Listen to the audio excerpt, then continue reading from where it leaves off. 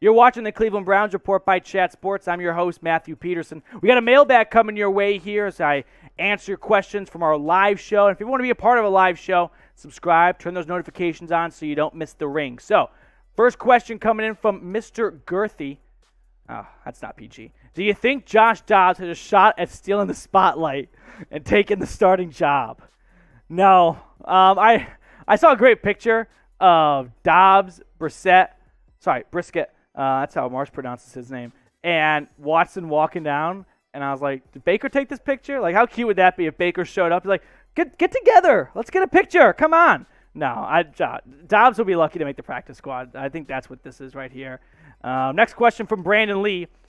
If we do not sign Clowney, who should we sign or draft at edge? Now, that's a great question, Brandon, because there's not a ton of free agent defensive ends out there. I've heard a name like Jerry Hughes be talked into or thrown into the mix, longtime Buffalo Bill.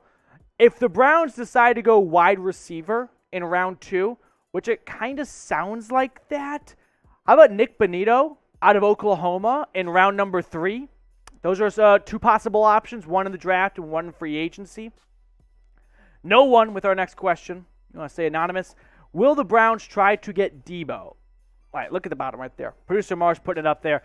The Browns are the 11th best odds, 11th best odds at plus 1,600 to get Deebo Samuel. Like I said earlier, if you want to get Deebo Samuel, you got to celebrate 420, watch Draft Day 5 times, believe you are Kevin Costner, and just call John Lynch like a very nice voice. Don't FaceTime him. I'm kind of a FaceTime, but not for this. No one likes to FaceTime. If you're not a FaceTime guy and you get a FaceTime, it's going to rub you the wrong way. So play it safe, call, ask nicely, and then hang up before you can say no. That's your best chance of getting Deebo. Mason, what do you think is a bigger need in the draft, defense or wide receiver? Great question, Mason. Let's assume the roster going into the draft is what it is now, meaning we don't get more signings. No Clowney or Landry returns. Maybe this gets dated. But if that is the case, I'm kind of leading edge because I don't have much faith in Chase Winovich being your starting defensive end. And if that's the plan, I don't think it's an ideal plan. Like, here's the way I look at it.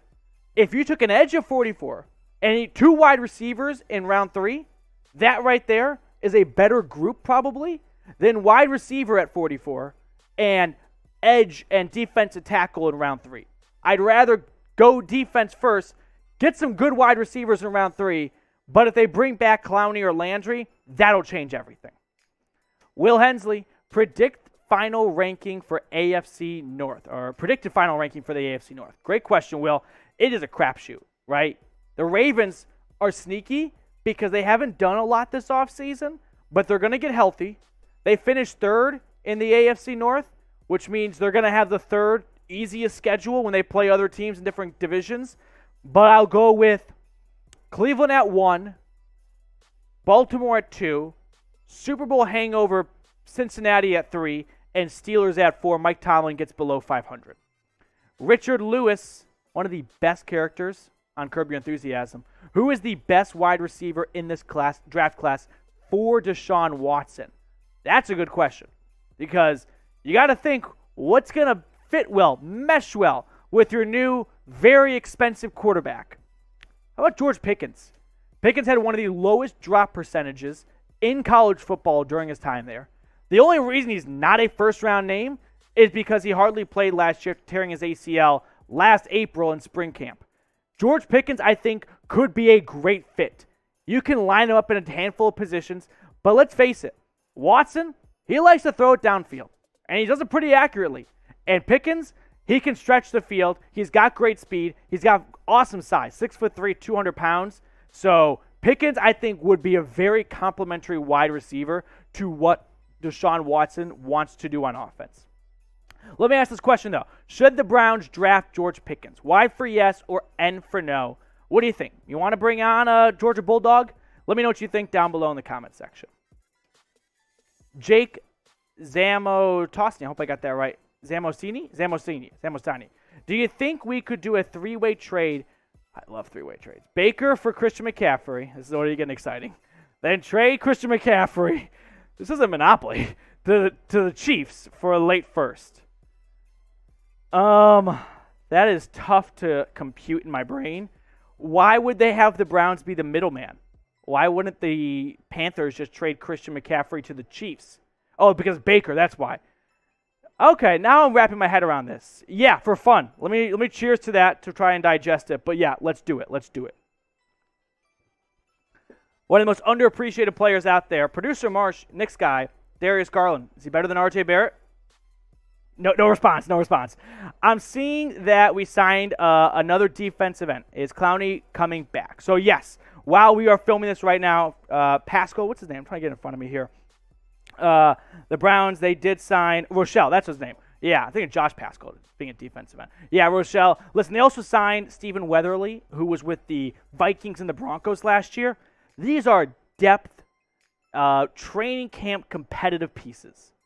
Remember when Cleveland brought on like Sheldon Day, and some other guys last year that's like, if they get cut, it's because we didn't see enough out of them, but we like the idea. So, like Darius Garland, I like the idea of bringing Jadeveon Clowney back, but I wouldn't be too worrisome about these signings here. Does it help? Probably not if I had to pick yes or no, but I don't think it's going to be too big of a factor.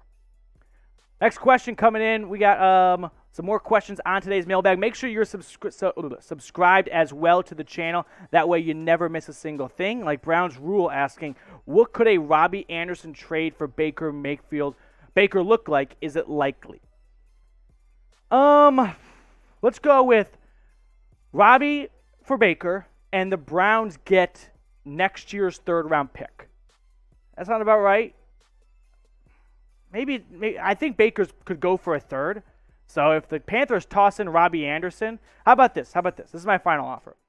Baker, a future like day 3 pick, like a 6th rounder, a 7th rounder, because that's just like so much for the GMs. They just love that. And the Browns get Robby Anderson and a future third. That way the Browns get some extra draft capital next year after losing a handful of picks to the Texans. Fletcher, with our next question, who realistically do you want the Browns to draft this year? I love realistically, because sometimes we get a little off track here, but realistically, if George Pickens is there, I love it. I like Jahan Dotson at number 44. On the defensive side of things, I like David Ojabo. That's a former first-round name that may not play this year, but guess what? The Browns, while they are in win-now mode, they've also got Deshaun Watson for a while. So they can take a chance on someone like David Ojabo at 44 and let him sit out potentially all of 2022. Maybe he comes back for the playoff run, but that would be an interesting name right there. I want to ask this question, speaking of players. Who's going to have a better 2022 season? Nick Chubb or Kareem Hunt? Type their jersey number, who you think has a better season. Because I think Chubb is obviously a better running back across the board than Kareem Hunt. But we also have Kareem Hunt kind of with handcuffs on, right? Talking about a former starting running back for the Chiefs. And I also wonder, is Kareem Hunt better fitted for the Browns offense with Deshaun Watson at quarterback compared to Chubb when he had Baker at quarterback? We'll elaborate that more in just a second. But Darko has our next question today. Would you take a flyer on Olivier Vernon? What happened to that guy? I mean, after the ruptured Achilles, 0 dark 30 from him. To me, that tells me he's not ready. He's not in shape. His agent isn't calling teams saying, my client's ready to play. That tells me the rehab didn't go to plan. He's older in the age column. Listen, coming back from a ruptured Achilles, not easy. So a flyer on Olivier Vernon. If Vernon wants to suit up and play, maybe. But the fact that he didn't play at all last year, and I haven't heard a peep from his camp at all since 2020, doesn't really give me a good sense he's coming back. Another question from Jeffrey. Thanks for the question. Was that the Browns linebacker Brandon Lee trying to get the inside? I thought about that for a second. And would you take a shot at Larry Ogunjobi? So Ogunjobi failed his physical with the Bears when he was signed at the beginning of free agency. He's coming off, I think it was an ankle injury with Cincinnati. Kind of played through it down the stretch. So I don't know if that failed physical was, hey, you're not close to playing, or the Bears saying, you could probably play, but not for the contract we were going to give you. Sorry, no thanks. We'd rather go get someone else.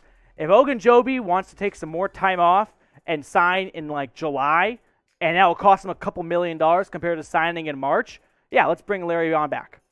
Browns fan 04, how much do we need to pay Jarvis to bring him back? So let's get some facts and figures right.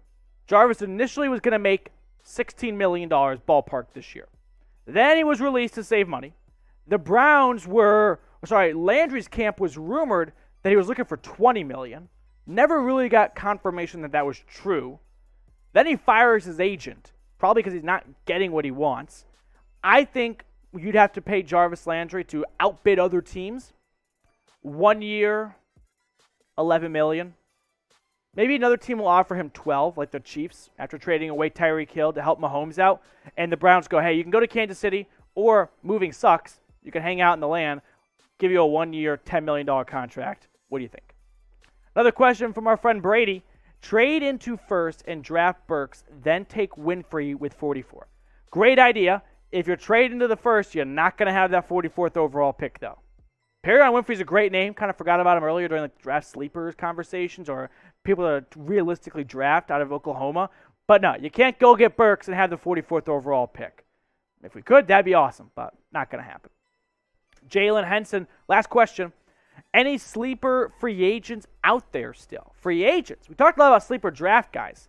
How about some players still on the market? Good question. Who's still out there? I mean, outside of like the big names, the obvious ones, Odell Beckham, right? I don't think he signed for a long time. But other players, how about Akiem Hicks? Okay. Chicago Bears, New Orleans Saints, longtime defensive tackle. Last season only played 9 games for the Bears. If you look at the stats he put together in 2018, that was his like Pro Bowl breakout year, 7.5 sacks, 3 forced fumbles. Since then, he's kind of fallen off a little bit. He's gotten older. That Bears defense has kind of regressed a little bit. But Akiem Hicks could step in and be a starting defensive tackle. I don't know if he's ready to play another season, if he wants to come over to Cleveland. I'm not sure where his mindset's at as he crosses over 30 years old. He's 31, 32. But Akiem Hicks, that'd be a good sleeper free agent target. We're going to end the mailbag on this note. If you are ready to see the Browns sweep the Steelers for the first time since Bernie was the quarterback in the 80s, subscribe today. Never miss a single Browns news and rumors video. Get locked in with the best Browns YouTube coverage right here at the Cleveland Browns Report.